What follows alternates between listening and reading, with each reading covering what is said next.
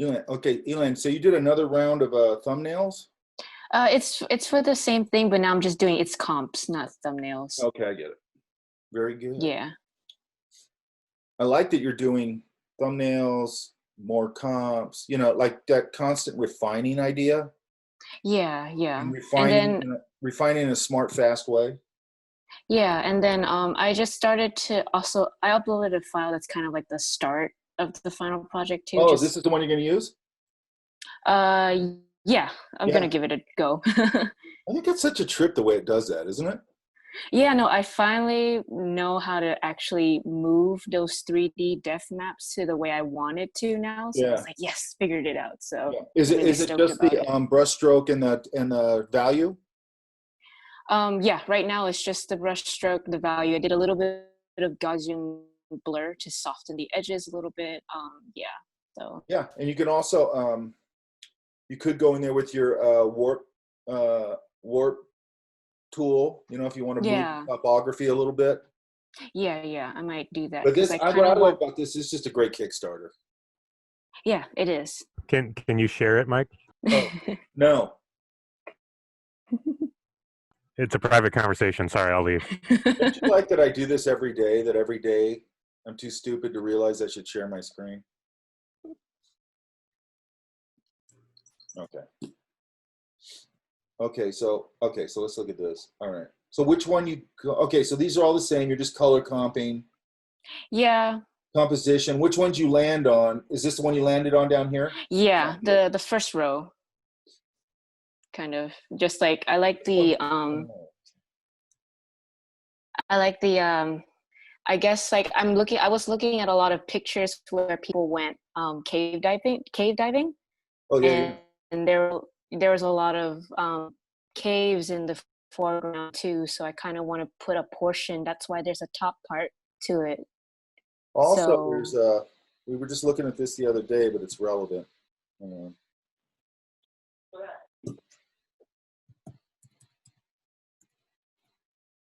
I think let me see. Yeah, looking at I think it was called Cenote El Pit. Wasn't sure if I was saying it right, but I think it's a specific underwater cave in Mexico, and the lighting looks really cool. And they And I have was just these if like, you look for them. Oh, shit. No. I hate it when it takes me to YouTube.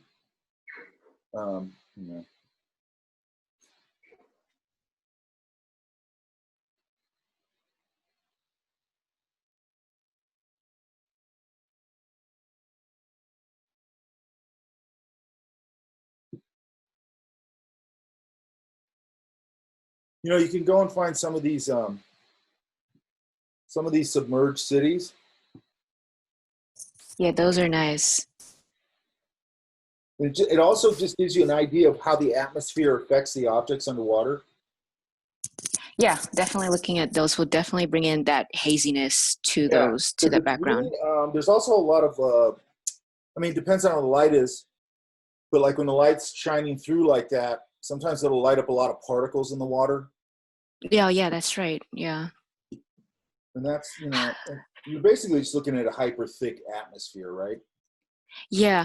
How would you if you have like a underwater volcano and that light is coming through and the smokiness comes out of it, how would that interact with the Well, haziness the of first the thing I'm going to do is ocean? go.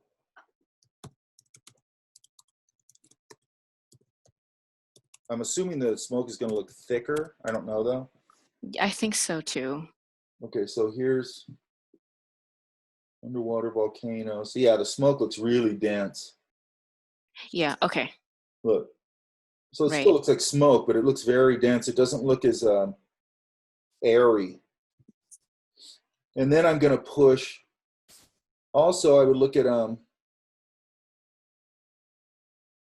the beauty of it is if I establish it, like if I go in here,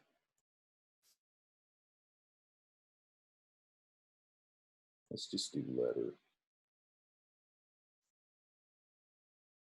If I go through here and I establish that somewhere in the distance, like if I put a volcano out in the distance, um, you know, then like something in the foreground, I can have orangey red light kind of lighting it up, and I don't have to explain that light anymore because that one over there explains it, right? Yeah. And I really want that, man, because you're going to have this cool environment, and then I can just pop these warms Yeah. and stuff in there, you know? But Yeah, that's my idea. So yeah, and so, you know, you're going to go however you're going to do it.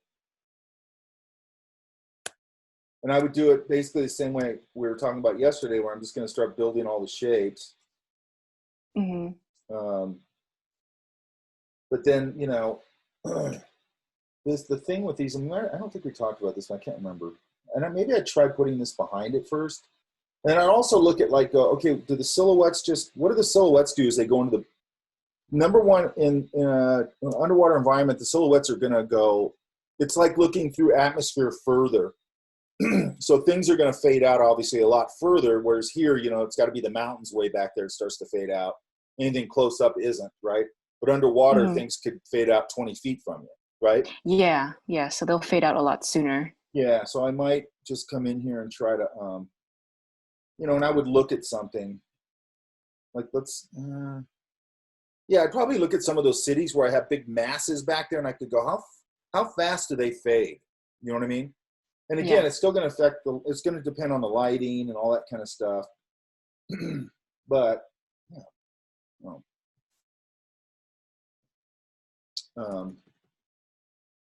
But I determined that, and I go, okay, is it going to stay sort of bluish back there?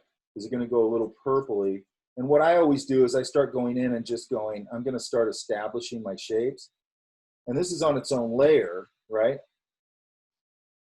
So I can, you know, I don't have to worry too much about it yet, because I can just go, okay, I want it a little darker, maybe. Mm-hmm.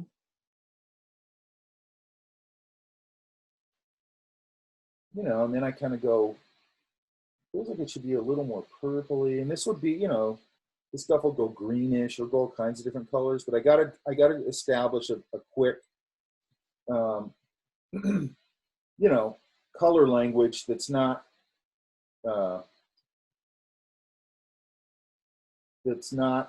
too many colors to begin with, right? Yeah. And by the way, I have another video that's kind of interesting for what you're doing.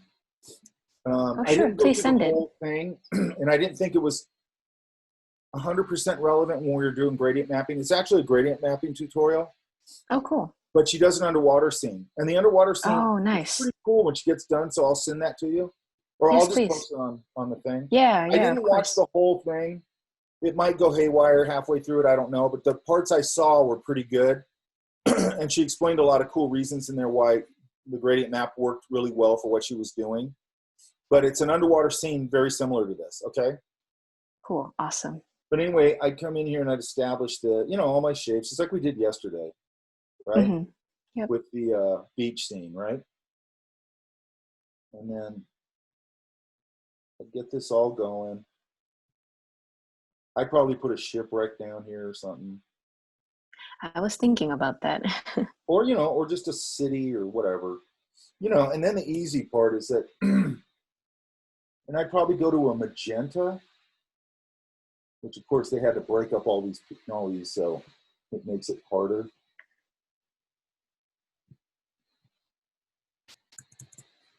That's weird. Let's go up. I'm gonna go one up. That's weird. Oh, that's why. I'm gonna go one over. And I'd probably go a little redder. I want to keep a cool. I probably want to keep a cool with my warm. Does that make sense? Like a cool warm. Does that make sense? Okay. Yeah. It's underwater. And this is probably gonna be too much. What is that? Oh. You know, and I start putting my lava flowing down here. You know what I mean? Does that make sense? Yeah. Okay. And that's too pinky.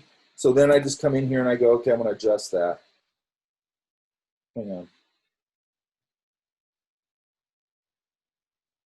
Might adjust it. I'd probably desaturate it a little bit. You know, and I just start building it like that, right? But if I establish something out there as some sort, however you want to do that, then when I get up here in the foreground, I can have I can have that same kind of light coming in this way, and I don't have to explain it because it's explained down here. Make sense? Yeah. Oops. Okay. Oh. Here's the hot spot. Maybe in the hots. I'd have to adjust that. It's too saturated right now. And then I try and go behind it. Yeah, it doesn't work. Or maybe even an overlay. Oh, that's kind of cool.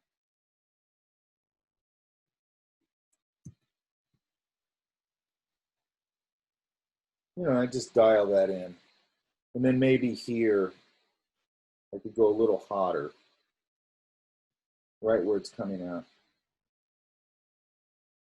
And then I would just finesse it. Does that make sense? Mm-hmm.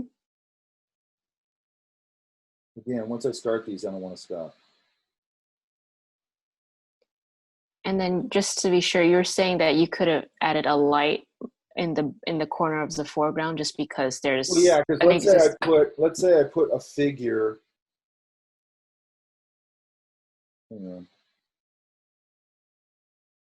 Or something. Let's see. Blah, blah, blah. Let's say I put.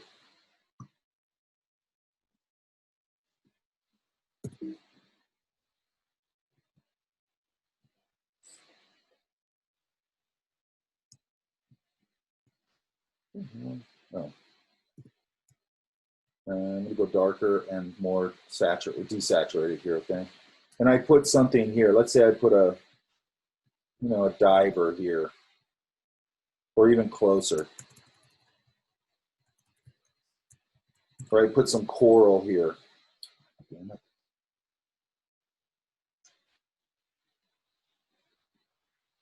You're on lighten, yeah.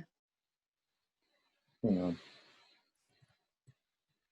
Oh, I put it on the same layer. Okay. Yeah. Okay. I put some coral here.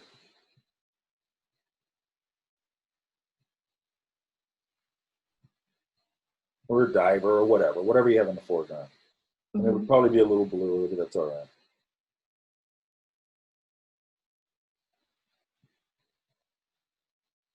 Whatever. I put some kind of sea thing there. Now, I could come down here, and I'd probably, that's too pinky back there. I would adjust that. But let's say that I go, okay, I have that adjusted back there. And now I go, and I bring some of this up. I don't like that. See, that's in the round thing here. I don't want that. I want this one. And then I'm going to knock this down. It doesn't need to be that strong. So now I have an excuse to come back here and bounce some of that light on here. Yeah. And it's really going to get dramatic if I do that. You see what I mean? Mm-hmm. And I'm being very hand-fisted with it and heavy-handed with it, but you get the point, right? Yeah, I get that. And then I, again, finesse this. And the other thing you got to remember, whatever's reflecting that light is not the light source. So it can't be as intense as the light source, right? Does that make sense? Yeah. Oh, another thing I would look at is this. Look, people have been doing this for years now. Yeah. Hang on. Because I would just want to see things that are underwater and how that all works, right? Yeah.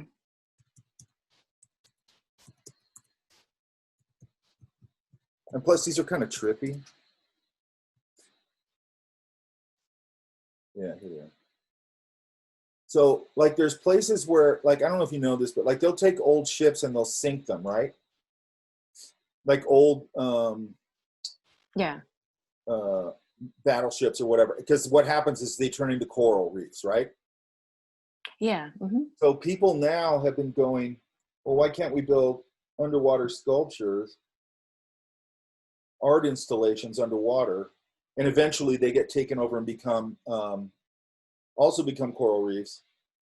And of course, there you go. Isn't that cool? Yeah, that is cool. And then Those what are this gives sick. you is some really good color reference, right? So look at the light, you know, like it's getting this greenish, ochery, and the whole thing's bluish, this light Yeah, no, that would be blue. a really good. Huh? What'd you say? Oh, I'm just saying You're cutting in and out. it looks really cool. It would be, yeah, definitely great. Can you hear me now? Yeah. Look at that. Oh, yeah, that's nice. Get out of here. Look at that. And then look at the surface pattern too, right? Yeah, Like this. We the talked the about that. light. When they cross, they get Yes. dark spots. Mm-hmm.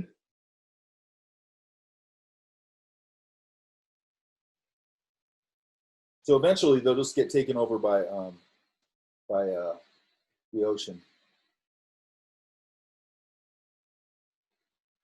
Look at this thing. Look at that. Whole crowd. Look at it. And then look, this is great reference for atmosphere. Look. Oh, yeah. Look at that soft silhouette. That's cool, man. Damn it, come on. What happened? Of course my internet's all screwy now. I want to see that one again. Hang on. So if you look at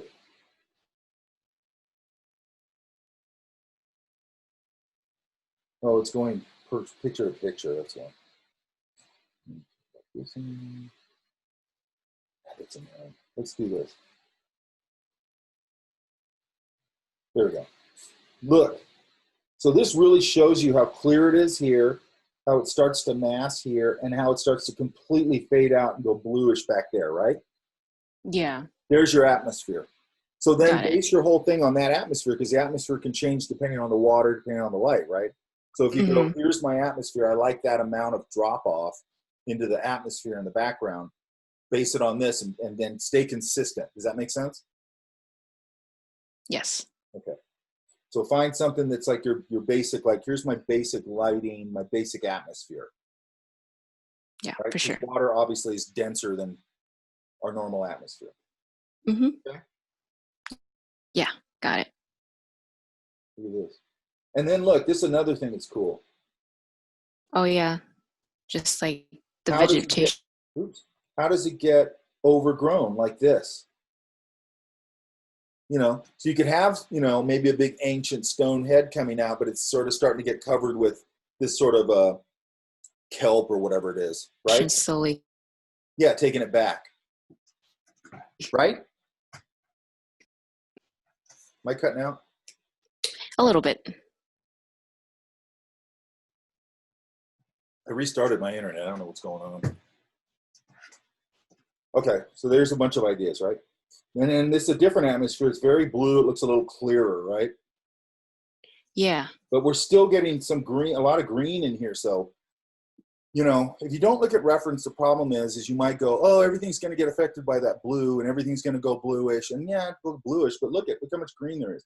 Now, it's a photograph, and I don't know what they did to the photograph, but you can see color underwater, obviously, right?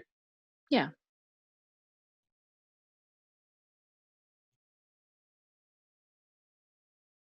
Oh, hang on a sec. Shit, what is, oh yeah, here. Hang on 2 seconds.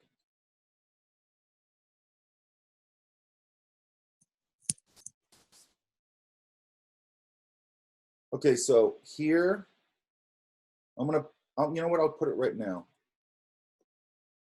I should be able to put this in the chat.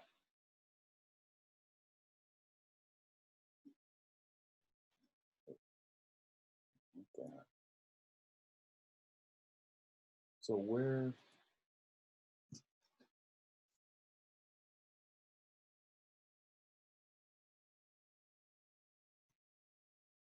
okay, let me look at the chat real quick.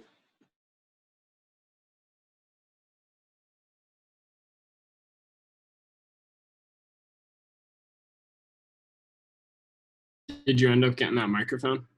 Yeah, I got it. No, I got a webcam. I got like about a 15-foot USB cable extension. I got the C-stand the day before, I think. So what I'm going to do today is try and get just that setup. And then if that's set up and I can switch cams and everything the way I want, all I got to do is order the lights and I'm done. And I'm super excited about it because I'm not going to have to, I feel like I'm not going to have to compromise a whole lot. You're always compromising a little bit online, but I'm probably being compromising the least out of anybody teaching online because I'm going to be able to go, you want me to show you that in ink? You want me to show you that in watercolor? You want me to show you that in acrylic? You want me to show you that in this? You want me to show it to you digitally? You want me to show anything? I'll be able to do it in the moment. And that's what's important to me, is the improvisational part of it and the in the moment part of it. I don't like having to wait all the time to do stuff. Does that make sense? Definitely. Yeah. And I love having these conversations with you guys. Like I love being in this conversation right now where we're in a project and we're just sitting here solving problems and going, hey, look at this. And where you guys go, hey, look at, I found this cool reference and I'm thinking this. I love that part of it. That goes back to what I liked about working, which was collaborating with people and people having better ideas than you or you improving their idea. I just love all that stuff, right? And then in here we get a dose of technique and stuff too, which is cool. You know what I mean? For sure. Yeah, absolutely. Or even doing toys and products and stuff.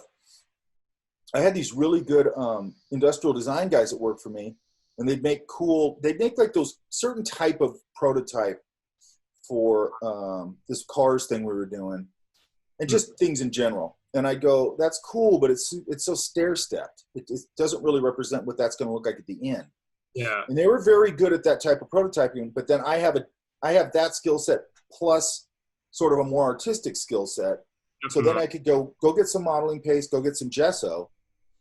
I'm going to bring my airbrush in tomorrow and go grab some acrylic paint, and I'm going to show you tomorrow how to finish this off and make it look really cool. You know what I mean? So then I would add to their skill set. You know what I mean? Yeah, like on the foam models and stuff? Yeah. Stuff? Oh, gotcha. No, what they did was there's a shit. I think it's in Cars. Yeah, it's Cars. I know it was Cars. Anyway, there's like some track that they go around, but it's a natural looking sort of canyon-y looking thing. Yeah, probably Cars. Yeah. Yeah, I know it was Cars, but I don't remember the scene or whatever. But anyway, so what they did is they built a stair-step foam core model. So what you're doing is you're kind of creating a topography with each layer. So what that ends up doing, it looks cool, but what it ends up doing is it's stair-step. So it's got this geometry to it that's not speaking to the natural look of a canyon and dirt. Does that make sense?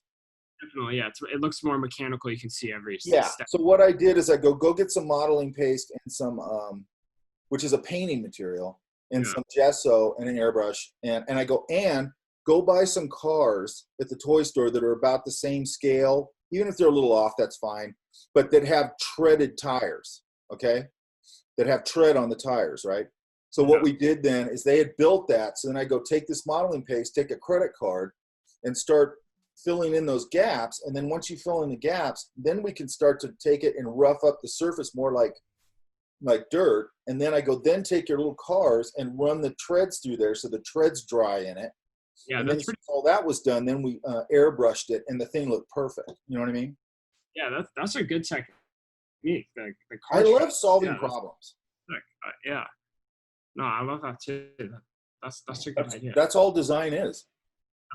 Yeah. Somebody hands you a problem, you solve it. Okay, what was I just doing? Oh, here. So let me see if I can put this in the chat. Hang on, let me get this done because it's the last one I have to take. Hang on. I gotta take one more screenshot. Yeah, sorry, I came in a minute late today. I had late is late. Caught up in I know. I don't do that to be a hard ass, by the way. You have to learn to hit deadlines. No, that's fair enough. If you're working somewhere and you walk into the meeting 10 minutes late, people are going to be like, you're going to get fried. You know what I mean? Yeah, not trying to set a precedent. Yeah. Yeah, I know. It's fine. Look, stuff happens once in a while. Okay, so I just gave you guys that, and what that is this. Damn it. So Netflix has an art trainee program, 2020, aspiring animation people. It looks like it's a lot of entry-level stuff, which would be great. Prop stuff, here it is, all here. I just put it in the chat. Qualifications, working knowledge of digital drawing tools. Excellent verbal, comfortable work. Okay, all you guys probably, if you draw or whatever, and you draw on a Cintiq, then you're pretty much qualified for this. Does that make sense? Now you're going to be competing with a bunch of crazy people. So what? Doesn't mean you're not going to win. Does that make sense? Mm-hmm. And then what I like here, look, be open to giving and receiving candid and actionable feedback. That's so important. You got to learn to not get defensive and not get your feelings hurt. Get alligator skin, man. And most of the time, these people are not going to be mean. All these conversations are just normal conversations where they go, I don't like that so much. That one's okay, but I don't think you're hitting it here yet. Why don't we try this? It's most of the time, it's not what you see in the movies where somebody goes, tears you all apart and all that kind of stuff. It's not usually like that. And if you have an art director that does that, they're an asshole. Meet deadlines from concept to final deliverables. This right here, use of 2D and 3D to ensure props are producible. Producible. What does that mean? What we've been talking about here, what I've been talking about with Ian, is that manufacturability equation, this isn't manufacturability, but every project you ever work on will have some parameter around it that would equate to producible. In this case, they're going, if you created a prop, and then you send that prop to the 3D people to model it, and then they go, this thing doesn't work. Like, I can't model this. It doesn't work. Look, when you turn it sideways, this doesn't line up and blah, blah, blah. That's what they're talking about in this case, okay? So whoever you're handing that project off to, it has to work for what they're going to do. Does that make sense? Everybody hear me? Or am I dead?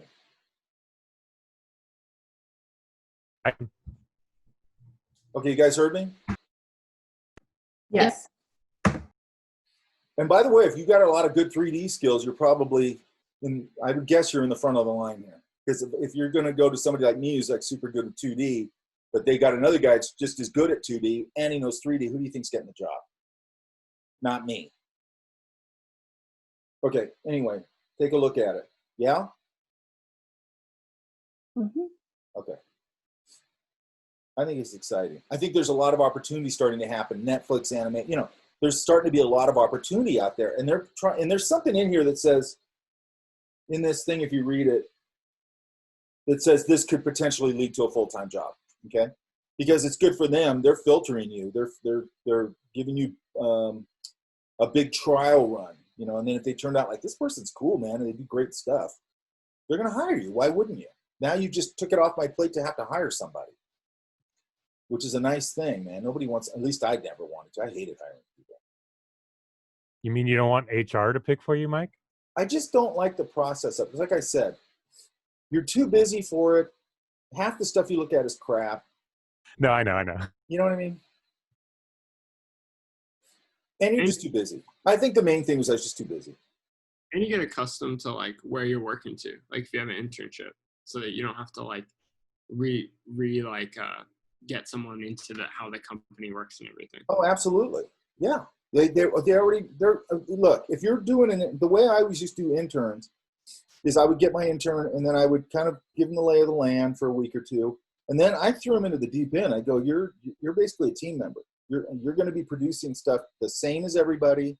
Your deliverables and everything are going to be just like everybody else. I'm going to train the shit out of you. Because to me, that's the deal, right? The company looks at it and goes, hey, we're getting cheap labor. I don't like that idea. I look at it and go, okay, we're getting extra hands. That's fine. But the deal is that we have to train the hell out of them. That's what they get out of it. And I don't like it when the companies just look at it like, what can we get out of it? It's like, no. This is a two-way street. What are they getting out of it, and what are we getting out of it? But to me, what they were getting out of it was more important to me than what I was getting out of it. Does that make sense? Because it was a chance to put them into the real world and also be able to go into, there was a company I worked at where we worked with a lot of big brands, and that's when I got that 19-year-old, and I go, look, I'm throwing in all these big $40 million accounts, so you can put Starbucks, Ghirardelli, Godiva, all these giant Disney, you can put all these giant brands on your resume and you're 19. You know what I mean? Absolutely. Yeah, it's incredible. And it wasn't bullshit. They weren't padding the resume. They really did do those jobs, and they really did go, hey man, you can walk into Costco And I just put, I did work on that, like meaningful work on $40 million accounts at 19, you know? And I told them, I go, that a lot of times they'll set up where they can pad your resume. I'm like, I'm not padding your resume. When you come out of here, your skill set's going to be way past where it was. And you're going to have all this work that went into the real world in giant accounts to prove it. You know what I mean? Absolutely. And that to me is what an internship is supposed to be. Yeah, that's a great opportunity. Like I had people come in. I had this one girl who was really good. She's over at Mattel now on the Barbie team. And the first day she came in, I told her this. She was really funny. She goes, okay, boss, what do you want me to do? Get you some coffee? And da, da, da. And I go, you don't get people coffee. You don't get me coffee. You don't run errands for nobody. You don't answer to nobody but me. And you're not doing that crap. That isn't that kind of internship. I go, sit down. I'm going to start going over projects with you. I'm going to start telling you what I'm expecting of you. And then I'm putting you on projects. You're working in your field, not getting me coffee. You know what I mean? Absolutely. Yeah. No intern gets me coffee. That's bullshit. Mike It's gets a power trip. You can go get your own coffee. Yeah. Yeah. Absolutely. And you're not picking up my dry cleaning and all that crap. And they do that a lot with these things. I don't like that. It's like, no. Put them to work teach them, you know, in the real world. Now you really got the opportunity to put these kids on, or whoever it is, on a real project, you know, in the real world with real consequences, with real deadlines, you know. And man, all of a sudden you come out of there halfway to your professional level, you know. Absolutely. Yeah. And yes, it is more like an apprenticeship. It was. That's exactly what it was.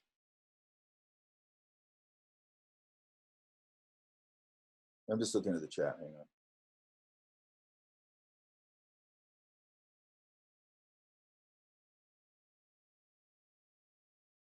I like that. Can't wait to get started. I like it when people say that.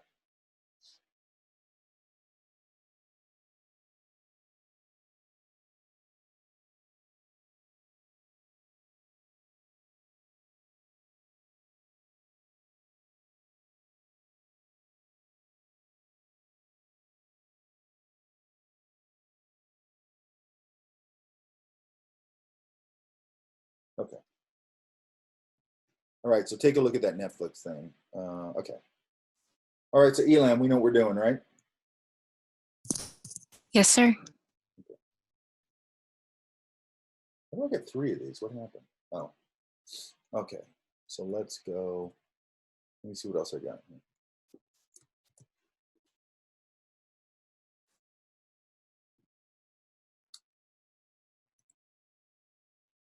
Gosh darn it.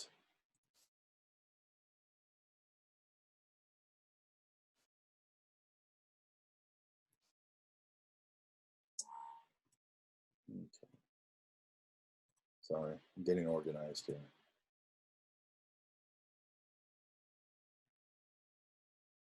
Ian, you there? Yep. Yeah. I added yeah. Say it again. That one right there. Yeah.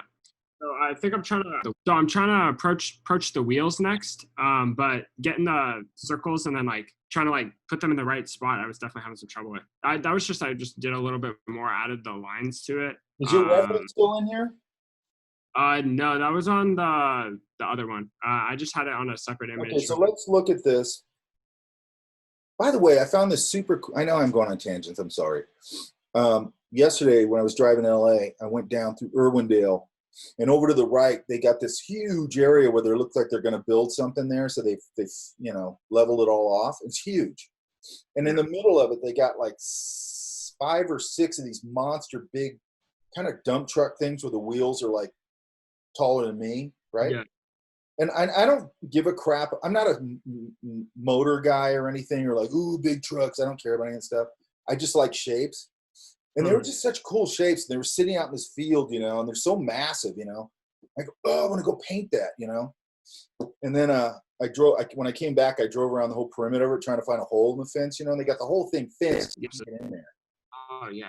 It just bums me out. I'm like, oh, that's such a fun thing to just go sketchbook paint, you know. Okay. Yeah. Oh, here. Let's look up a truck. It doesn't matter, or a car, it doesn't matter. So let's look at this one.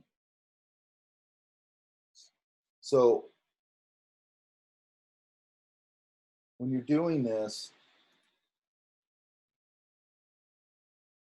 the easiest way to get the wheels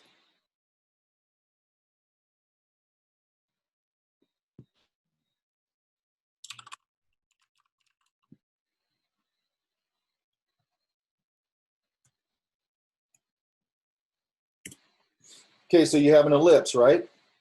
Yeah. So what you want to do is, we talked about this before, so if I'm doing an ellipse or a square, whatever, this marquee tool, and then I hold option, I mean not option, space bar, I can move it. You see that? Yeah. I just forgot there was an ellipse tool. I was using the circle tool and I was getting frustrated. Yeah, Like, no, see, look. And then I'm gonna go hit my space bar, move it. I'm gonna get it lined up here. And there's my Yeah. first ellipse, right? So then I might go here and just go Yeah.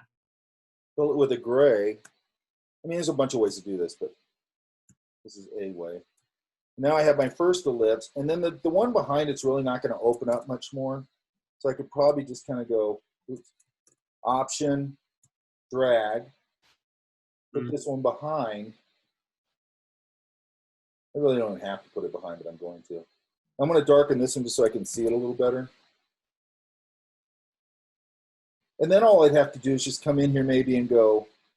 Now again, there's a bunch of ways to do this, but I kind of want you to use your tools. Yeah. And then it's not going to be totally flat. It's got a little bit of a bow to it. Then I'll just come down here to the edge of that one. A little bit of a bow probably. Then I don't have to worry about this out here because I'm going to activate this. Command, click my little thing. I want to put this on its own layer. And then I'm going to go to the same color as this one. Fill it. Put it behind it. Now I'm starting to build my tire. Does that make sense?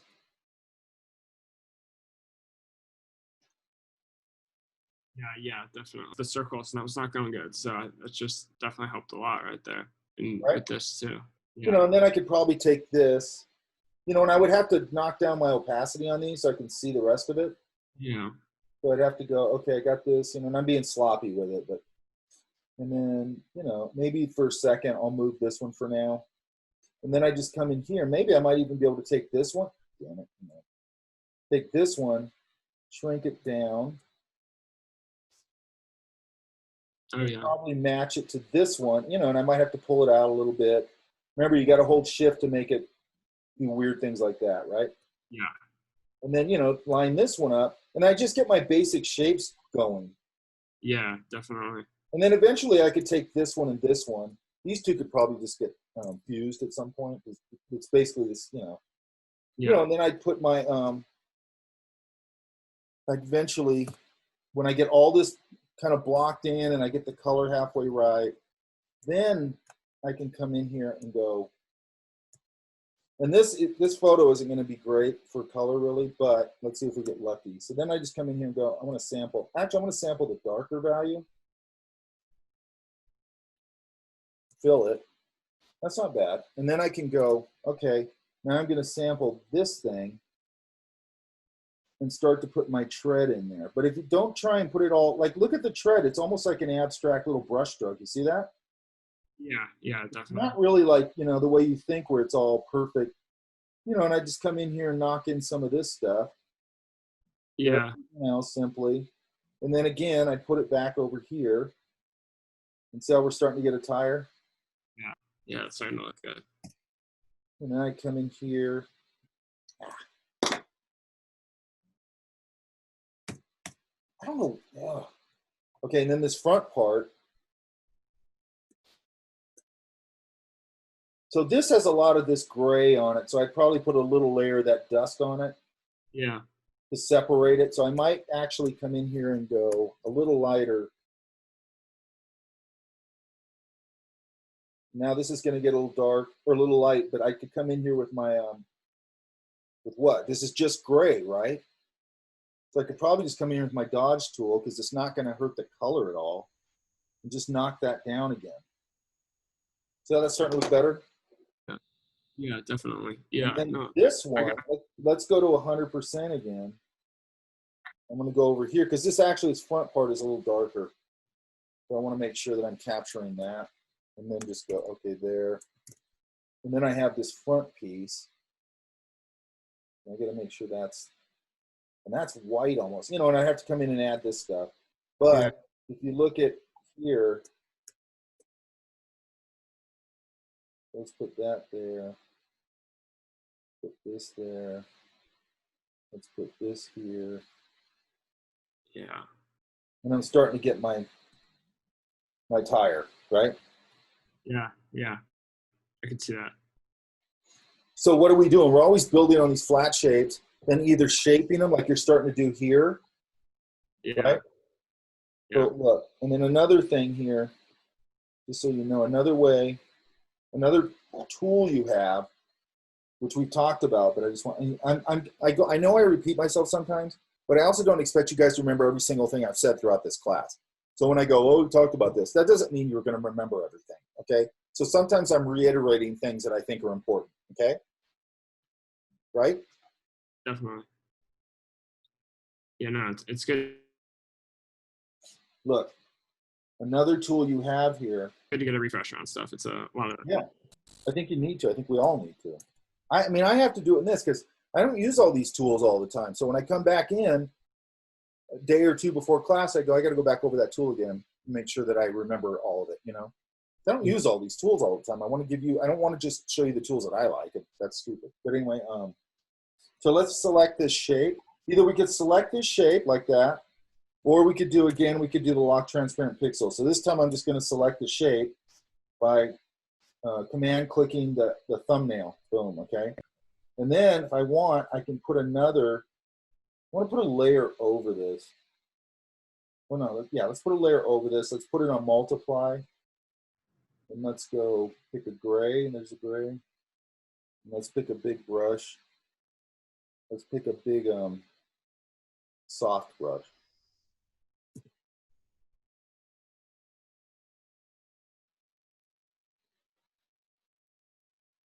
Probably don't want it. It doesn't really matter if it's 100% really. This is going to probably be too much. Yeah. So I'm going to go to a lighter value. And then I'm going to knock this. I am going to, let's make sure, hang on. Yeah, we're on multiply. I'm going to go to a really light value. So maybe here. And I can start knocking in value just with that gray over on its own layer over on its own layer on multiply with gray. Does that make sense? I see that. You know, because then I could go, you know, maybe there's a little bit of a core here where it turns. So then again, maybe, I don't know if this will work with I don't know if it'll work on an overlay. Let's see. Yeah, it does. So I can still burn this a little bit. That's too hard an edge. I'm going to soften the edge up. Right? Yeah, that definitely adds a lot to it. So what I like about this is that you're learning your Photoshop tools, but you're also taking on, like, I'm going to try and start to get the basics of rendering down, right? Which is really cool. You know, and then I could come here and go, I'm going to select, Yeah. say that again? Yeah, the day two one, I drew some like lines on it to try to give it some perspective. Yeah. It's in the. That's a cut line. I'd probably wait a little bit before I did that. Okay, yeah. But one of the questions I had about it was, so like I got like holding shift, I can make it straight, but like that one at the top, I wanted to use the pen tool and then just fill in the curved line from the pen tool. How do I do that and not like the shape? We'll go pen tool. All right, so let's go, let's just do black for now. And I'll put its own layer. And then I'm going to go to the pen tool. Then I'm going to go, I'd probably just do this thing all the way down.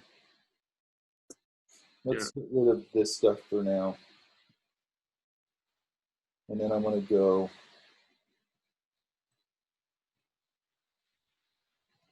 so there's our work path. So I can turn it on, turn it off. And then I'm going to go edit, stroke. Oh, stroke. And this is just how wide it's going to be. So let's just try it at 5.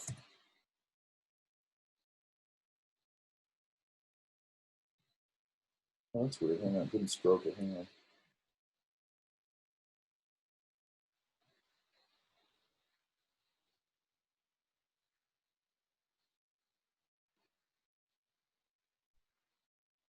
Okay, hang on. Use that. Okay, so I think I have to save this, save path. I'm going to say cut line. And then let's see, it should give me, it's weird, it's not giving me my option. It's right there, it should be right there, stroke path, hang on. No, hang on. That's weird.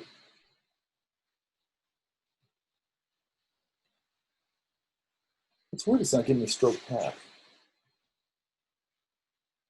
Yeah, I don't know, but yeah, stroke. Let me figure that out. I'm not sure why it's doing that. It's something I'm doing. Gotcha. Yeah. Wait a No, minute. I'm going to try something here. Hang on. There's no way this will work. Okay. So I don't want to make selection. yeah, no, that was the issue I was running into. Okay, I'll figure it out. And you know what? If once I figure it out, I'll post it on the announcements thing, just so you don't have to go all weekend not knowing how to do it. Okay? That's good. I appreciate it. Yeah. It's driving me crazy now. Shit, I do that all the time. I'm doing something stupid. That Anyway, happened to me, but I think I don't remember how I figured that out, Mike. How did you get started with that path? I just went to pen tool. Okay, and then pen tool.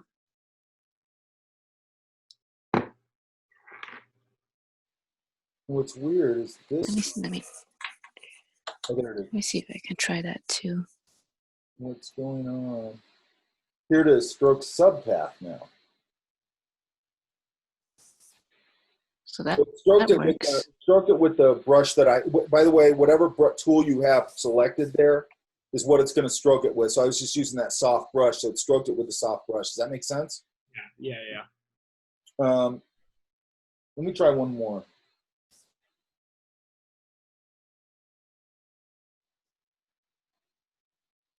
Oops. Yeah, see, it's not giving my stroke path again. The only difference I noticed is that you left the bendy bars on the first one that made the path to stroke. Bendy bars? You know what I mean, to manipulate it. The anchor bars, whatever they are. Don't ask me technical terms. I think that is the technical term. I'll figure it out. Don't worry about it. Yeah. That's the only difference I noticed. Yeah, but I'll figure it out. You don't need cut lines so quickly anyway, right? Yeah. Yeah. Okay. And Ian, did I send you guys the video from March Field? I don't know. If you did, I don't think I saw it. Okay, I'll post it. It has nothing to do with Photoshop, but for you or any of you guys, I don't know how long it is. Probably an hour long, but it's over at March Field Live. And I'm just drawing with pen, but what'll be good for you is that technique I'm using in there. It's very Viscom-y. And I'm also putting cut lines and all this. There's a lot of things that will relate to what you're doing. Okay, yeah, I'll watch that then this weekend for sure. Yeah. It goes, everything I do like that live, I go from beginning to end. I don't cut anything out. Okay. Yeah. I just saw a video, actually one of the ones I sent you guys. Which one was it? I don't know. One of the ones I sent, they weren't talking about half the things that the problems you're going to run into as you go through this process. You know what I mean? Yeah, definitely. And you have to do that. You can't just go, okay, I'm going to cut out an hour of this to make it shorter. It's like, I don't want it shorter, dude. I can scrub through it. I don't need it shorter, because they always do this thing where they go from here to this almost, very big leap of what they did. And you're like, I don't know how you got there. Like, you cut out so much stuff. I don't know how, there's no point to me in doing any kind of tutorial if you're not basically doing it from getting to in. And that's why I don't care how long those things are, because they're not VHS tapes. You don't have to sit there and watch it. You can scrub through it. If you go, okay, I got this part, you can scrub through it. Okay. The other thing is, and I don't know where it is, at some point, you can start, this thing, you can start to see it's like putting a puzzle together, right? Yeah. Oh, for sure. And then at some point you can come in here and over here, wherever it's going to land, like here probably. Yeah. Yeah. I might come in here. Or another thing I could do, by the way, is I could just do this. What? I could select this shape or this, that shape, and then I come in here and go, a couple things I can do. God damn it. Copy it and make it smaller. Yeah, basically. I'm going to reshape it. So I'm going to go select, modify, contract. 20 pixels. Let's try it. It's too much. So let's go select, modify, contract. Always make sure. Sometimes they'll have a preview checkbox there. Make sure it's checked. This one doesn't have a preview, so whatever. So let's try 7. Yeah. Not too bad, right? So then I'm going to put this on its own layer. I'm going to select the same. It's like the lighter. What's that? I was just saying you can get the lighter one. I'm going to fill this. And then what I'm going to do is I'm going to darken up the part behind it a little bit.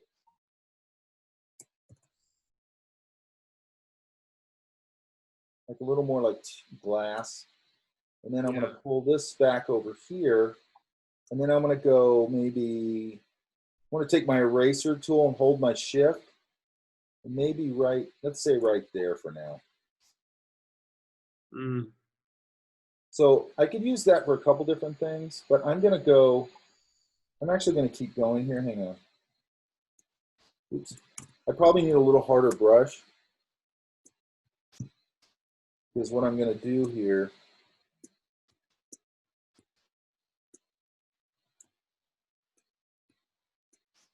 is start to go, here's my windshield.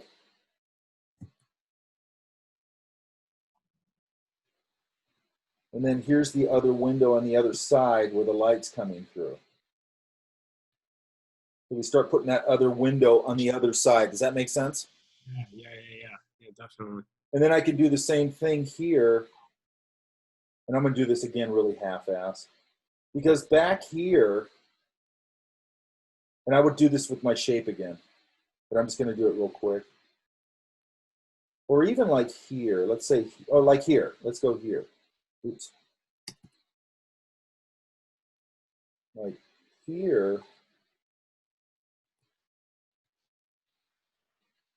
And I can just put this behind things so I don't have to worry. I can do a couple things. I'm going to go back to my there, select this. I want to put it on its own layer again. And then I'm going to go maybe this. I'm going to fill it. I'm going to take this foreground shape, select this, go back to this shape, cut it off. And then I can take this and start to pull this back.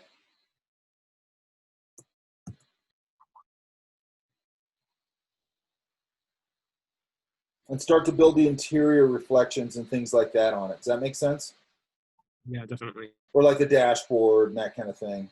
I could put a steering wheel on there. For sure. Yeah. Whatever, right? Yeah. It's got see-through right now, which I don't want. Or even if I do want that see-through, then I can go boom, go back to this shape and just cut that off. And now it doesn't look see-through anymore. And I could put the chair back here. And, obviously it's going to have another window here. It's going to have a door here, blah, blah, blah, right? Sure. The basic idea of how you're starting to shape that is correct. Like what I just did is just super basic stuff. And I'll try and find another one of those step-by-steps of my friend, how he does his, because it's sort of the same things, more or less, right? He's putting down big flat shapes, and then he just sort of starts to model them, right? Yeah, for sure. Yeah, that was really helpful, though. Yeah, thank you. It's fun once you get the thing set up, and then you start putting a cut line. And then when you put a cut line in here, then you can put like I did with that wood plank thing, where I can put just a little offset highlight on it because the edge is going to catch light, right? Yeah, for sure. And then it emphasizes that you know, that cut line. Okay.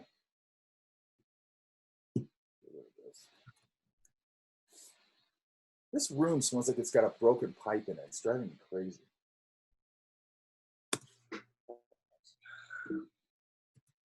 All right, Ildiko. Am I saying that right? Yes. Okay, good.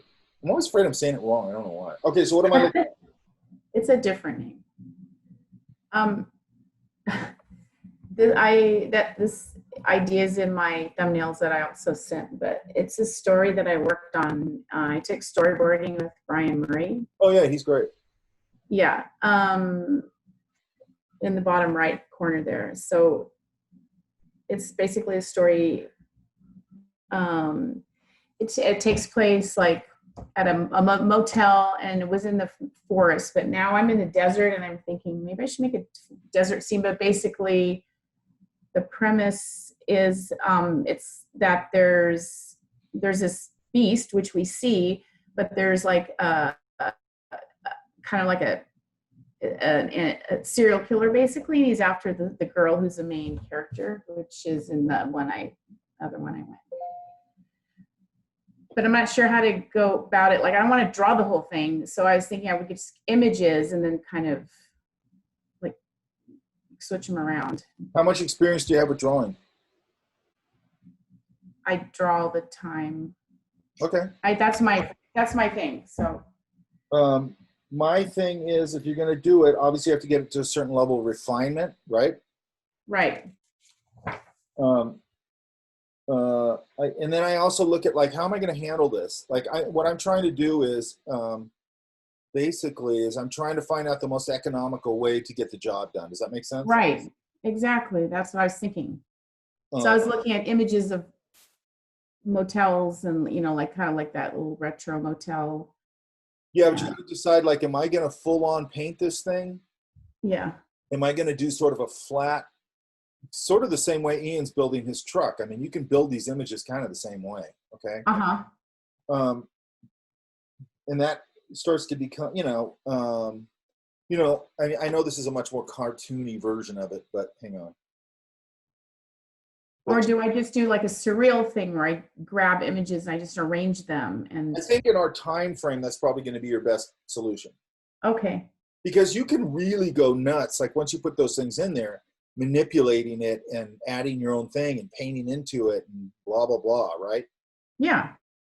Like this guy with refining a big hand. I mean, you could get somebody, and there's something I want to talk about today, and I forgot to do it. I'll talk about it on Monday. There's two things I got to talk about for sure next week. One is the hair thing, and then there's another thing with the stamp tool I wanted to show you guys real quick.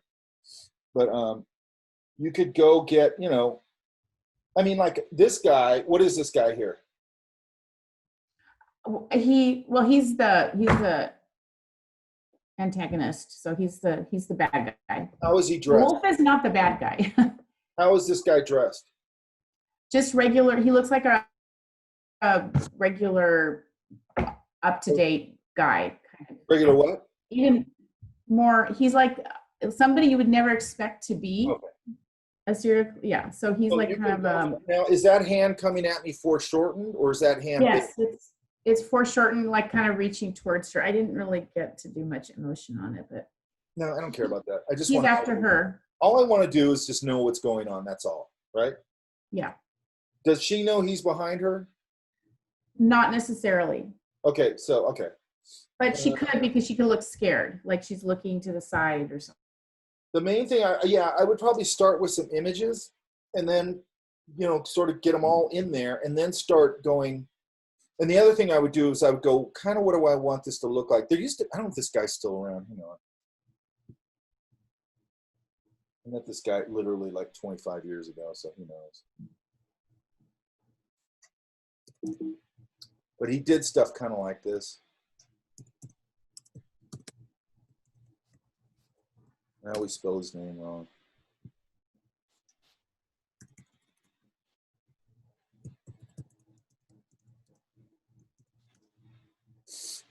Come on.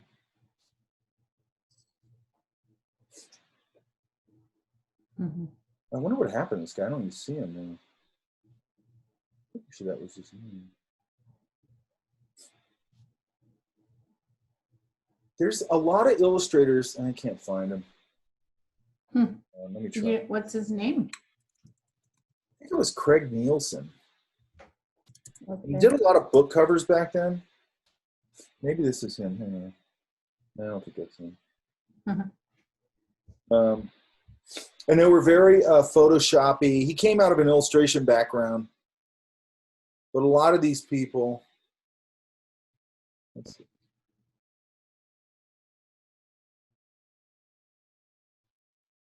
Of course, my computer's super slow as usual.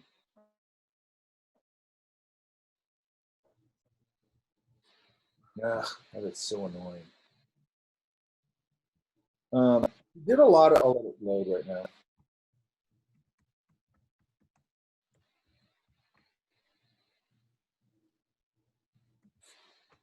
Even with some of the concept work you can look at, and I'll try and find some. A lot of it is very collagey. It's very photo bashy, right? Yeah, which is like I mean, you can go surreal. completely crazy with that. The only thing I would say is that, like, if you go, okay, is this going to be rocks and stuff right here? What's right here? Yes, like a kind of like a cliff, because I'm trying to position him like looking down, like looming. So I'm just trying to establish who's scarier, obviously, but not really the one who's like dangerous. You know, so it's just trying to set it up. Say it would be for like a book cover. No, I did a storyboard on it. Wow. Oh, okay. So it's like a scene out of a story.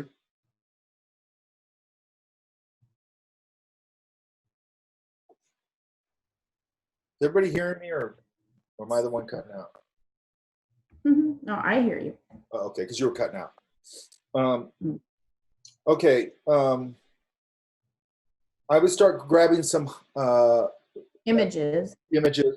I would set up a document, and it's probably going to be 72 because you're probably not going to find 300 DPI images. Okay. And when you do your search in Google, you know, obviously go to large, and then Right. When you pull them off, pull them into your, let's say it's a letter size document, right? Pull them in there right away to make sure that they're not too tiny. Right.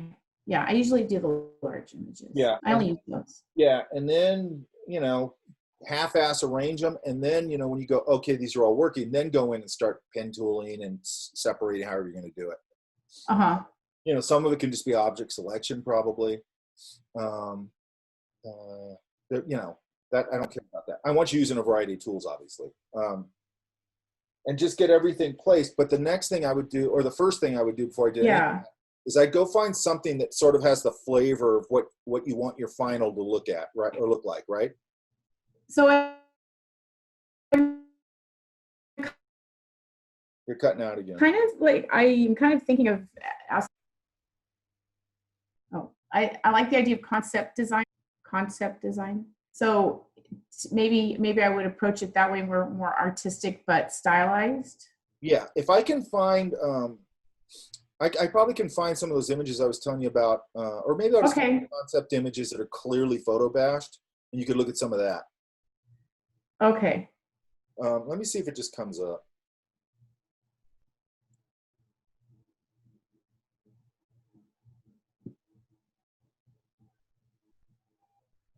And I've seen some, I mean, you see them all the time. Hang on.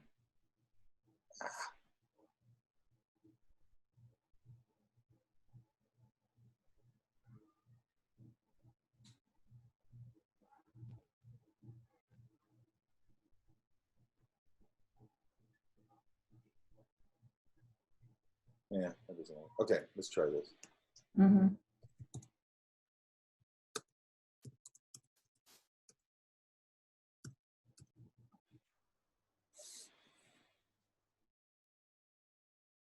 Why my computer's going so slow today.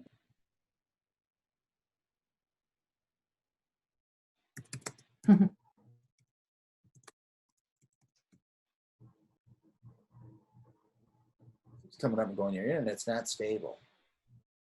Okay, so let's look at this. Mm-hmm. And if I can find that dude's work, I'll put it up.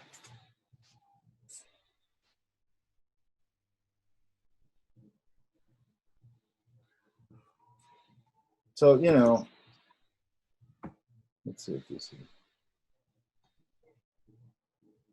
So here's one. Here's a bunch of them. I put Oh, okay. concept art. Oh, okay. You know, that's totally photo bash, right? So they're, yeah, okay, yes. So you're using the images, but then you're kind of painting over it with whatever textures or things. You're just at the starting point, right? And then like if you bring in something like they're doing here, where there's this perspective on it. So if we go to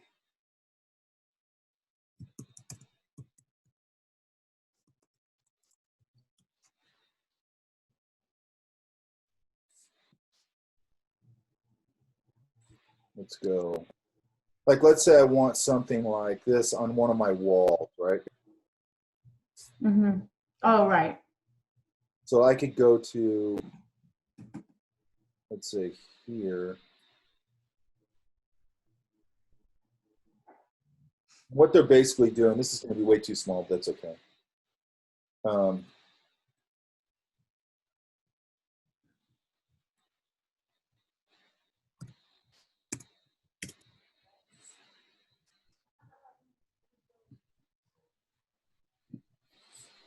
You know, and I've got my scene here Mm-hmm. where I had, let's say, that I've already built my scene.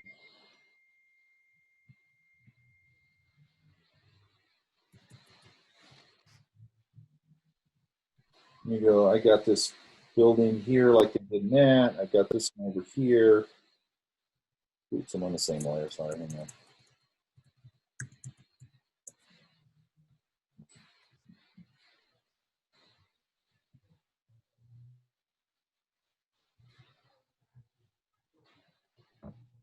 You know, something back here, whatever. I can take this as a starting point, go up to edit, free transform, Mm-hmm. you know what I mean? You know, and I would size this, I would have sized this first. Yeah. And then I can come in here and go, okay, I'm going to stick this in perspective.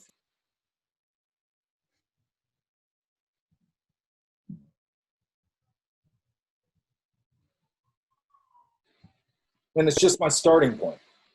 Right. And I can do that with all sorts of things, right? And just angle them and stuff. You know, and then I'm going to come in here and have to start to, you know, paint over it, clone things maybe, and start to go.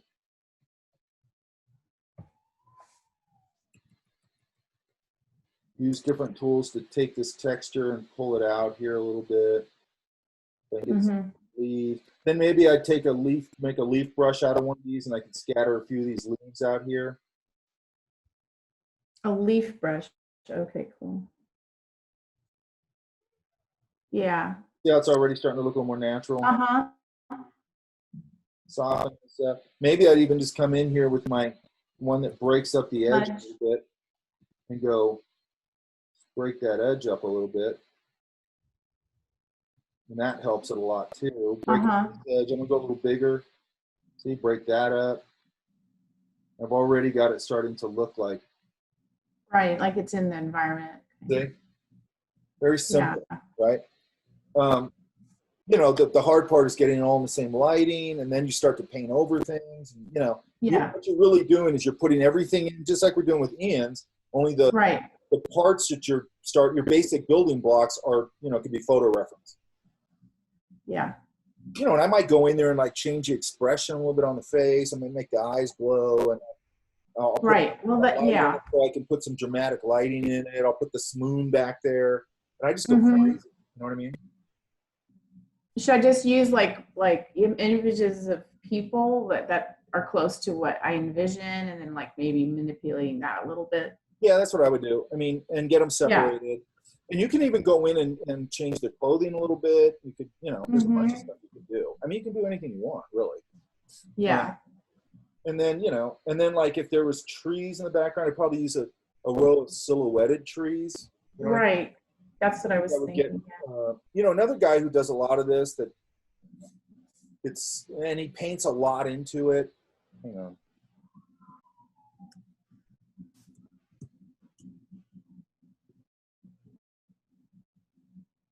Oh, by the way, I pulled something from this guy, which I thought was super good. He has a video that I thought was really good. Hang on, let me see if I have it. I just found Who this. is the guy that you just showed me with the concept art? You use a photo bashing. Who was that? I don't even know who that was. Hang on. I just typed in concept design, photo bash concept design. Okay, I'll And a whole bunch look of for stuff that. came up. Okay. If you look at this guy. Hang on. You know what's really cool about Apple? One of their features I like. You know what it is? Anybody? No, it isn't. I like how none of their services work and half their product doesn't work. I think that's super cool. I was jokingly going to say that they're crappy and don't work. That's one of my favorite things about. Okay, so I was just, before I go to this other thing, I don't know how I landed on this. It was some video, and he was talking about things to avoid, right? Speed painting, photo bashing, avoiding fundamentals, making own IP. I mean, this guy's right on.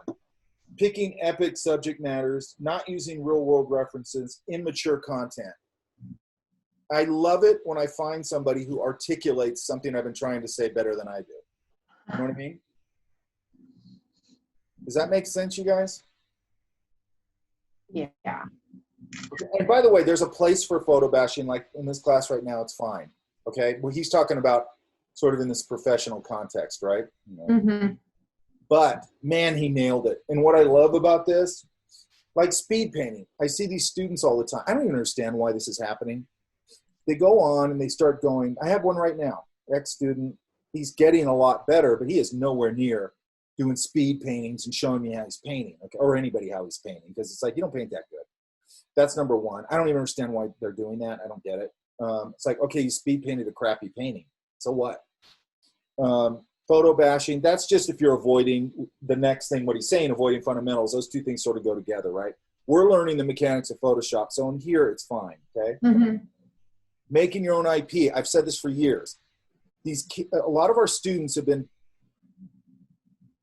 taught, especially by Marshall, like, go make your own IP. It's like, no, dude, go out and get a job. Go out and get your ass kicked. Go out and get experience. Go out and get a platform with the big ones, Disney, Leica, whoever, right? Or whoever you work with. It doesn't have to be those giant ones.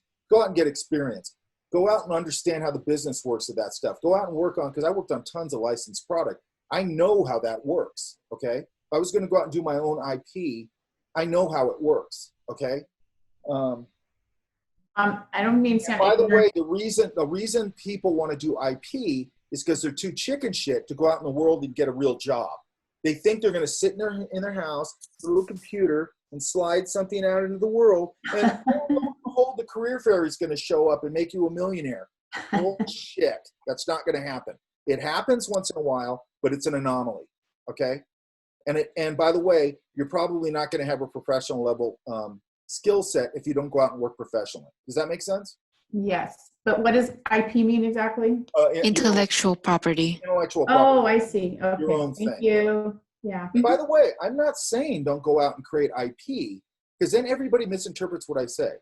Oh, Mike says don't do that. It's not that I'm not saying don't do that. I'm saying stop being a candy ass and go out there and get a job.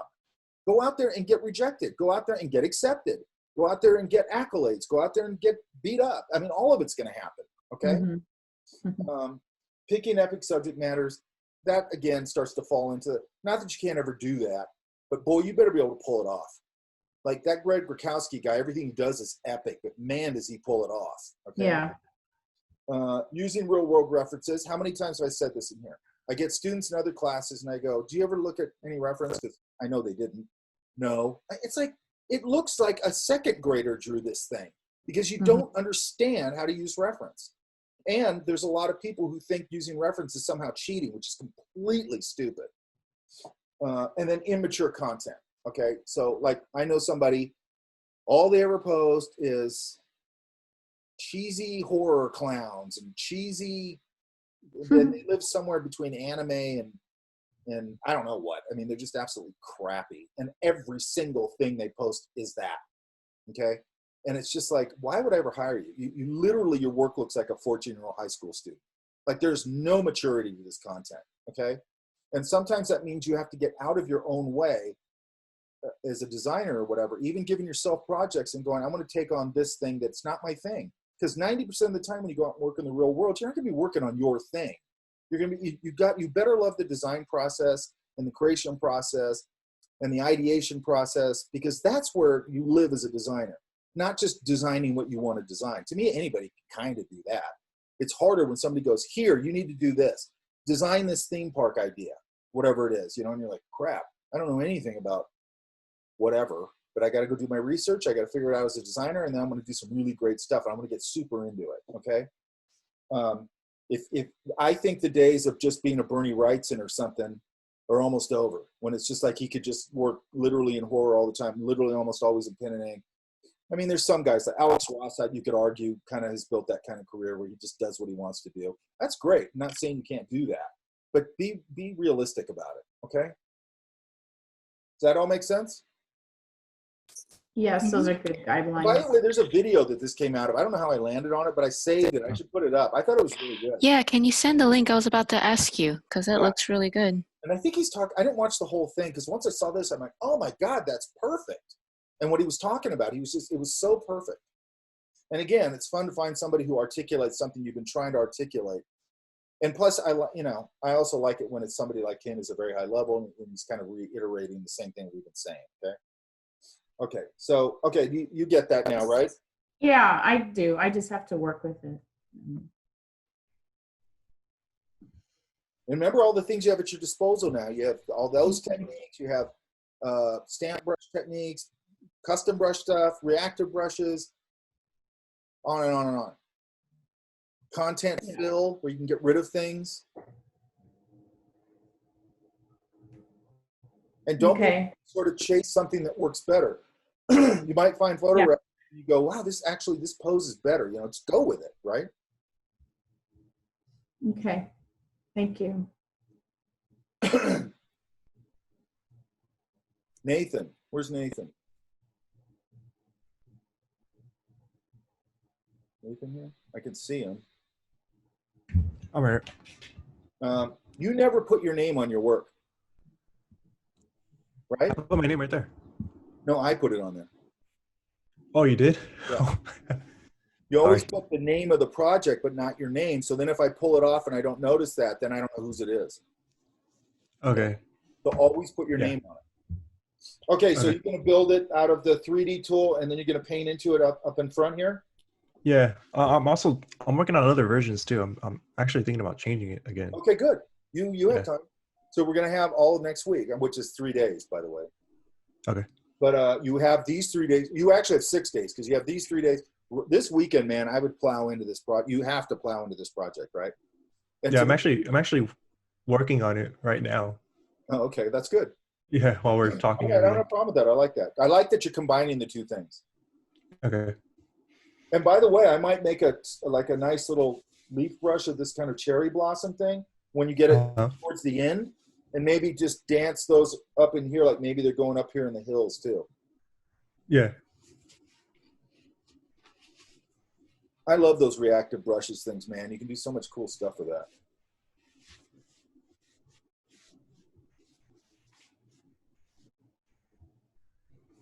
All right, John, you got a bunch of photo reference. That's good. Yeah, all I did yesterday was You took find Frank's stuff class, I right? liked. You took What? class, right? I've taken Frank, Phil's, all that stuff. Yeah, Reference. This looks like this came out of Frank's class in a good way, because I know he makes you guys do a lot of reference sheets. Yeah. Yep. Yeah. No, I totally love that with the gray background. And then this is just kind of bit pieced together. Oh, this one here? Yeah. This is made out of just images. I'm not turning that in, obviously. That's Are just you to give gonna me a feel of what I'm paint it doing. from scratch, or are you gonna photo bash it? I was planning on painting it from scratch, but I wasn't sure. Maybe use some of the 3D for the mountains and stuff. Oh yeah, that'd be cool. You know, And then this maybe a one, little. Again, I would just put this in as a bunch of loose brush strokes and then just start modeling it. Yeah, I may use some of the buildings for, like you said, to paint over to get kind of an idea and then alter it myself. But I do want to paint it. I like the composition. I think that's fine. But all this back here, you could probably, like you I'm said, trying to give that that go ahead.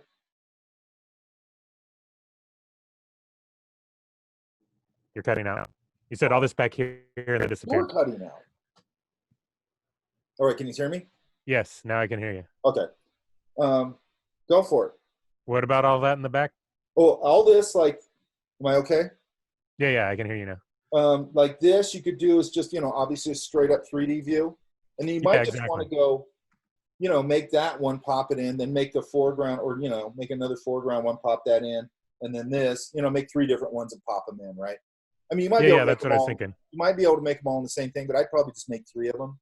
Yeah, so I can get specific shapes instead of random so you shapes. get Yeah, this specific. that was kind of the idea. I want to play with a lot of the tools you gave us to make them all into one. Bringing in photos, paint overs, doing the grisaille, all of that. Texture brushes, reactive brushes, all that stuff. Yeah, totally. Make it Okay, kind I of don't have to go into concepty. it. Huh? Make I it kind of a have- concept piece. Yeah. I'd probably make this like here in the this thing right here. Maybe he's got a torch on the end of it.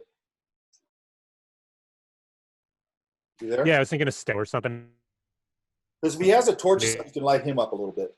to give him a little. Can you hear me? Can you hear Yeah. me? Yeah, Or maybe it's that's like what a I was little, trying to do. His staff is supposed to be glowing a little, so oh, okay. Yeah, it's very cheesy, but just enough to placehold. yeah, that's fine. This is plenty. I mean, I know exactly what you're doing. I'm fine. Okay, go. Yeah. Cool. Yes, sir. Mike, what is a reactive brush again? I know. Like when we take one that like follows our hand, like the fur brush, Oh, I see. Okay. or like you create a leaf brush that can scatter leaves around. You know what I mean? Okay. It's Yeah. like following your hand and stuff. That to me is a reactive brush. When you do a stamp brush that's non-reactive, you just go bink and it is what it is, right? Okay. I got it. Yeah. The other All right. stuff, works with us, And man, like those things just speed stuff up like crazy. Mm-hmm.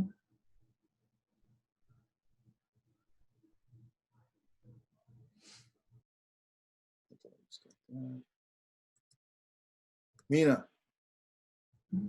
It's Mina. There he is. Hello. Okay, so this isn't a change from yesterday, or is it? Yeah, so this is the wave in Portugal that we were talking about. Yeah. So Did I you switched find that over video? from what video? That crazy video that looks like this, where you can see the tower in the foreground and that crazy monster wave coming at it. Oh, they always have videos of that whenever it goes off, because I know that's usually in the winter. That's when the swell usually comes in at that time, and so the WSL, the World Surf League, will host competitions there.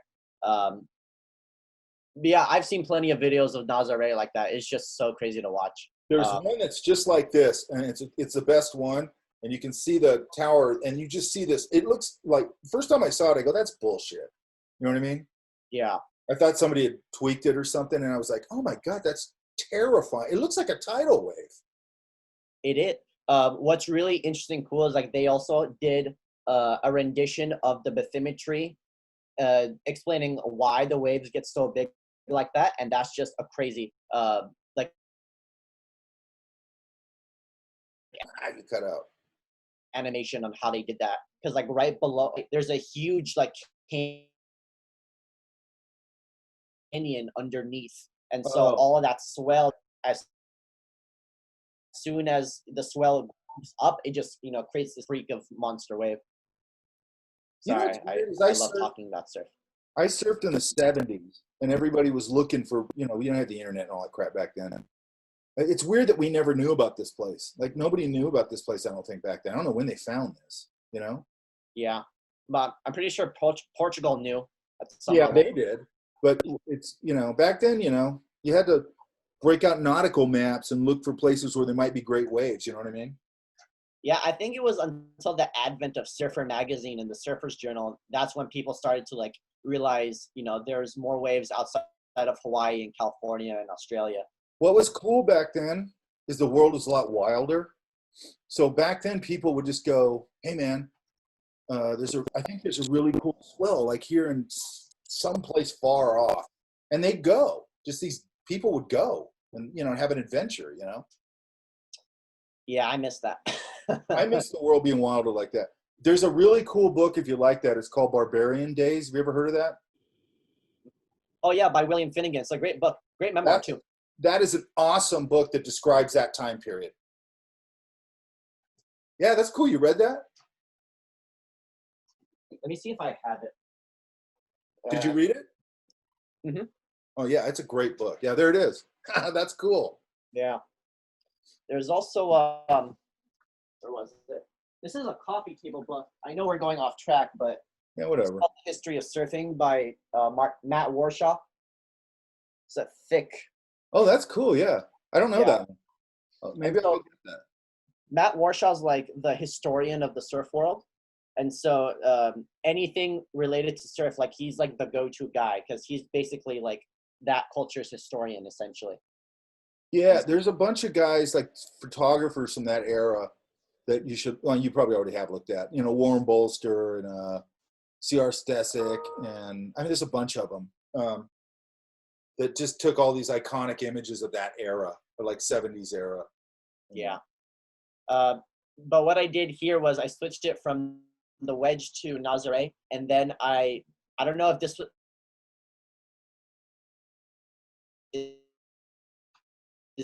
if this is considered cheating or reference. So that way I knew how the wave face was able to like minute textures of There's the really no wave cheating. face. There's really no cheating in this class because we're really just. I want you to learn the tools in Photoshop. So, like if it was a digital painting class, and I'd say certain things are cheating, but not in this class. It's like I want you to just use everything, right? Okay. So no, there's no cheating in here. All right. I mean, you have to build the image. However you decide to build the image, you have to figure out what tools you're going to use, how you're going to do it. Well, that's what I'm concerned with. Okay, I'm concerned with you guys going out of this class, and when you go into another class, you know how to use Photoshop, right? Yeah. What you do with that, that's your business. And again, and I probably said this already, I'm always available after any class I teach forever. Okay, so when you go into another class, and then you're going, I want to do this thing. I can't remember. Come back to me and just go, how do you do that? Don't bug the teacher in the class. Come back to me. It's going to take me 5 minutes. I always go, remember, it's like this. You'll go, oh, yeah. Or if you go, I want to really push that and do this, then tell me, and we can do on the, work on that on the side. Okay. Yeah.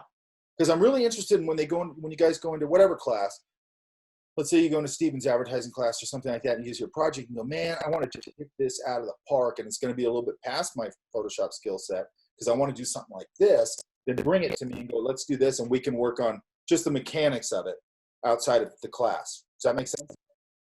Yeah. Okay, keep going. Yeah? Yeah.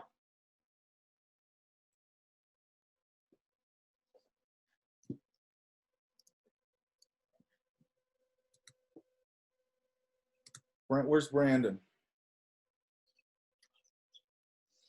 Here. Okay, so what are we saying here? Well, I was thinking about the first idea, and I was like, maybe it is too bit simple. So I try to go for more of like a scenic, like view.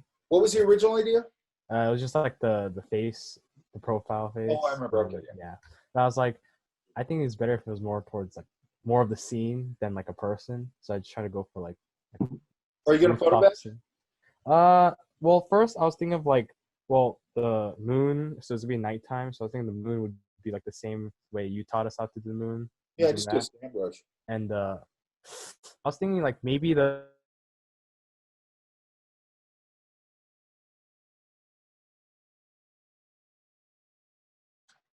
Wow, you cut out. Hang on. The robot head could be photo bashed while the buildings I can. The buildings would be pretty easy to photo bash. Doing 3D for those because, I mean. Yeah, I could do that. Want them. One thing I would do here is this big robot or whatever it is, right? Yeah. Like the cool thing is this starts to suggest like one of those chrome glass buildings or one of those. Yeah, that's what I was trying to go for. And then you could have him reflect into it. Oh yeah. Cool. Yeah, that was a good idea. But and how'd you say you're gonna build the buildings? Using the 3D map. Oh, okay, yeah. Yeah. Okay, so you can do a combination of things. Yeah, I was like put all the things. Yeah, I'm together. cool. Yeah, go. Yeah? Yeah, you froze a little. Yeah, okay. Go. You're good. All right. Start putting everything together. All right, I'll do that. Monday, I want to see a huge leap, okay? With everybody.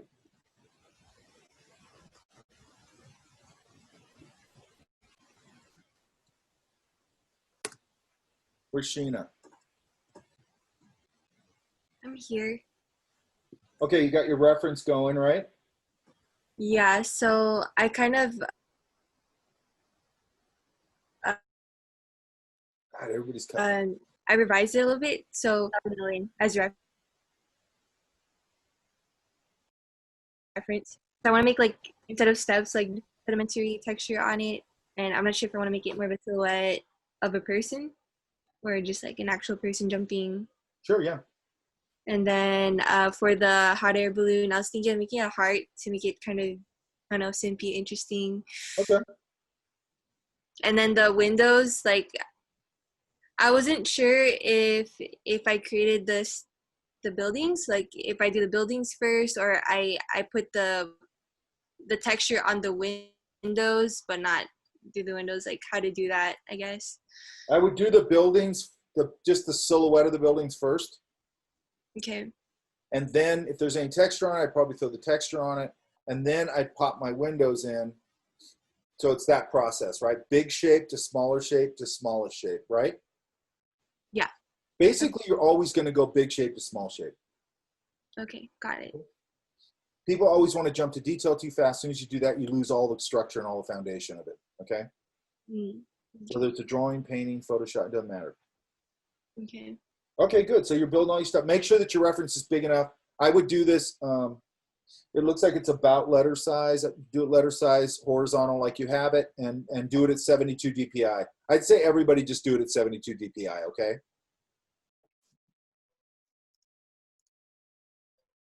And like John, if you're doing, part painting, part this and that, you might want it for, it just depends, okay? Like it's always going to be, whatever you create will be fine for the screen. But if you ever want to print it, it's another thing, blah, blah, blah. Okay. Okay, cool. Thank you. All right. So Sheena, you good? Yeah, I think that's pretty much it. Okay. So Monday, I'm going to see a huge leap, right? Yes. Just like this guy right here. Yeah. Okay, good. Yeah. Okay.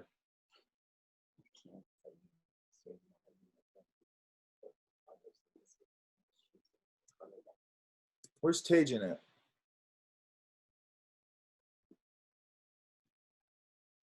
Oh, that's interesting. Is Tajin here? Oh, there you are. Okay, how'd you do this? Is this a photo? Yeah, it's a picture I took in San Francisco. It's of the financial district. I think it's the Bay Bridge. I'm not sure. But I was looking for pictures to kind of to play around with. So I found this. And what I mainly want to do is change up, like just color everything because it's the original picture is really dull and ugly. And if you see in the background, I stamped some trees, so I want to put some nature things over there. And then on the building, I want to put some sort of art to make it pretty. And then put effects in the water also. Yeah. Okay, yeah, great. Go. Okay. That's pretty much it. Thank you. I already talked to Crazy Elan.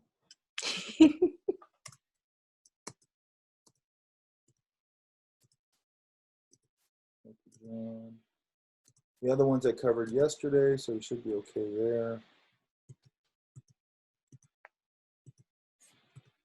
I'm just going through to make sure I got everything. Okay, I did. Okay. All right.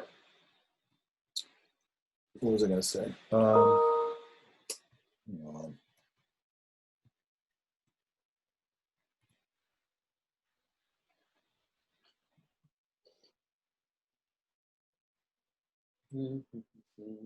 Okay. I know there's something else I want to say. Shoot. Crap. I think I covered it. Go ahead. The video that you were talking about, you said you're going to post a video. The one of Feng, I don't know how you say his name, Feng Su. Uh-huh. I don't know if that was I'll post that. Again, I didn't watch the whole thing, but what I saw looked really good. Okay. And he's got a lot of cred, you know, because he's done a lot of stuff. How about the hair thing, Mike? What hair thing? Oh, yeah, so I'll do that next week. There's Okay. two things I want to go over next week. I want to go over that, and then just a real simple kind of stamp brush idea. We're like building a library with that or whatever. But I got to draw a couple of things for that, or do something. I'll figure it out. One thing, you know, just in general though, when you're building stamp brushes and things like that, make sure you're saving those. And then, you know, export them out as a group or whatever, and put them in a folder in case, you know, because sometimes you go into Photoshop and all of a sudden all your brushes are gone. So make sure you have them saved out, exported out. And make sure that like when you make a bunch of foliage brushes or something like that, that you're keeping all those things organized in a folder.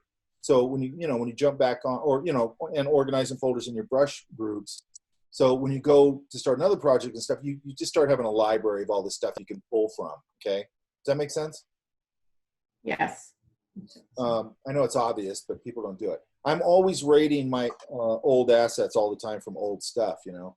Like if I go, this tree, all this foliage I did in this painting a while back ago, probably worked pretty good in this, and I'll go in and grab it and maybe make a brush out of it, or just grab it verbatim and take it into the next thing and whatever, manipulate it. It's just what, you know, I'm always rating my old assets. You should be always, you know, try and keep that, to keep track of it, you know, get a nice big hard drive, like a 10 terabyte hard drive or something like that, and just start, and try and keep it organized. Okay. Where you just go, like I have one folder and it says, I think fonts, brushes, and stock, right? So all my brushes go in there, all my stock photography goes in there, all my stock video music goes in there, any music I create goes in there that I can use for anything. You know, brushes I bought, fonts, all that stuff. It just goes into this one big folder, and I just keep it on this 10 terabyte drive, okay? So if I need that stuff, just like the brushes I gave, you know, I gave you guys the Greg Rutkowski brushes, the blah, blah, blah, the group brushes, all that stuff, because I know where it all is, okay? Because I've been collecting that stuff forever. Or it might be a brush set that I created or whatever, okay? Just make sure you're staying organized. You don't want to start everything from scratch all the time when you start a job. Does that make sense? Yeah? Everybody can hear me, right? Okay. Oh, this is delayed reaction. Yeah. Okay. God, I thought there was one more thing. Let me look at my notes.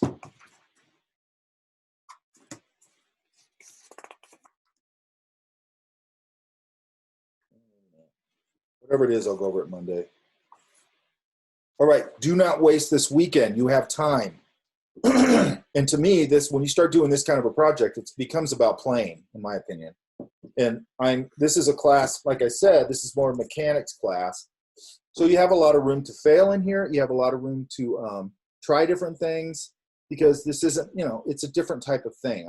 I'm more concerned about mechanics, like I said. So by Monday, I want to see you guys really have this thing started, because after Monday, we have 2 days. That's it. Okay? Does that make sense?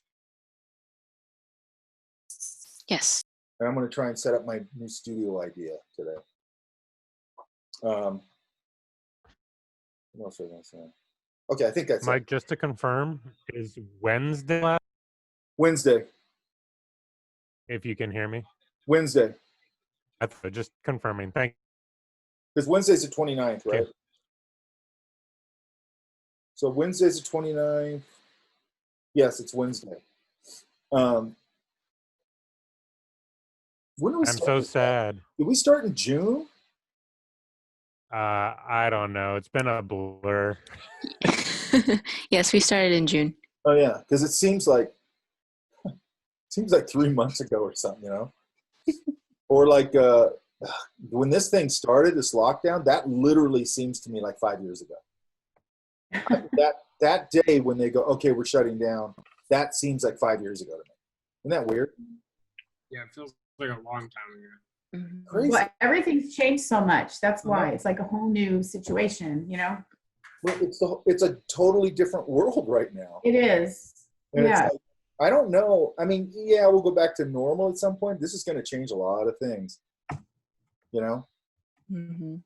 including like the weirdness now that I'm seeing people who I know who are like, quote unquote, normal, who are like starting to buy into conspiracy theories and stuff like that, where I'm like, what's going on? Like, how are you a reasonable person now thinking that suddenly wearing a mask makes sense? You know what I mean? Am I freezing? Wait, say that There was, can you guys hear me? you're seeing people. I can hear you. Yesterday I was talking to somebody and they go, well, I don't know about this mask stuff. And I go, okay, so the next time you go get a surgery, you need to tell your doctor not to wear a mask because that's political bullshit. So they shouldn't wear a mask when they operate on you, correct? And then they go, Right. no, it's different. It's like, how's it different? You know what I mean? I go, by the way, tell them to take their gloves off and not wash their hands either, because that's all horse shit. You know what I mean?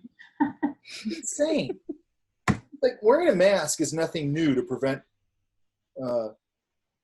bacteria or whatever it is, germs or whatever. Transmission. It's Yeah. not a new idea. You know, ask Elan about it. She knows more than I do about it. Ask Typhoid Mary about it. You know, there's a thing. It's interesting. I was just telling somebody else, the same person. Way back, and I don't know when it was, the 1800s, whatever, when they were doing, or early 1900s, I don't know when it was. And this guy figured out, so a lot of patients died from infection after these, what I'm sure were horrible operations back then. And a lot of them died of infection, right? So this one, you know, so they had this surgeons group like they do now and everything, some organization. And this surgeon or whatever came out and he goes, hey, you guys, I think if we wash our hands, then people will stop dying so much from infection, right? And everybody in that organization goes, oh, what are you kidding me? And I think he got drummed out of the whole thing because they thought that was so ridiculous, okay? And that's what it feels like again, like we're going back to the sort of medieval thinking where it's like, this is nothing new, it's science. Why would you argue with science? Like, I don't get that at all. You know what I mean? The scientist tells me that that's effective, then I'm probably going to believe it. They don't have any reason to lie to me about it, okay? Anyway, another political thing I should shut up about. All right, you guys, so everybody's cool? No more questions? Not I. Okay, you guys. So good. Okay, so Monday, we're going to be way further along, right? Yep. Yeah. And then we're going to get in here and we'll get our hands dirty and we'll fix problems and all that kind of stuff. Also, you know, if you want to shoot me an email or something over the weekend over some silly, I'll put that, I'll find out what I'm doing wrong with my stroke, the path thing. I'll figure that out. Yeah. I'll put up the Feng Shui video. How do you pronounce his name? Does anybody know? No idea. Whose Yeah. name? Feng, it's spelled, his last name is spelled Z-H-U. Zhu, Oh, okay. maybe. Um, I don't know.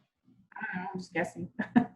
anyway, and anything else I find that I think is relevant, I'll put it up. Okay. So I might keep putting things up over the weekend as I find them. So don't think it's like a whole new thing. It's just, I'm just putting stuff up that I think it might be relevant. Okay.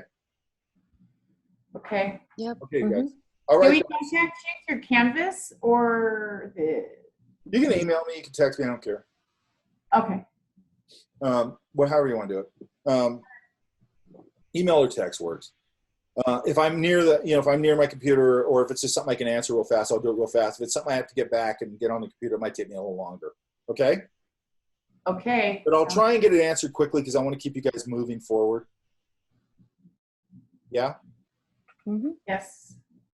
And I'm still working on, by the way, and I have no idea if I'll make any headway with this. Anybody, especially my Saturday class, I'm trying to talk them into going, why can't I go on location? And everybody stays apart and we go work on location at least a couple of times, okay? Or 2 or 3 times. At first, they were kind of receptive to that idea, but I have to go back and talk to them. Because I can't do it. If they say no, I can't do it. But I don't know why we couldn't go to someplace open as long as we're wearing masks and we don't get that close to each other. I don't know why we couldn't do that, but I'm dying to get out with my class and go draw and all that. But anyway, I'll see you guys on Monday. Yes? Okay, Yes. thank you, Mike. All right. Thanks, Mike. Thanks, Mike. Good See you job, later. everybody. Bye. Bye. See everybody.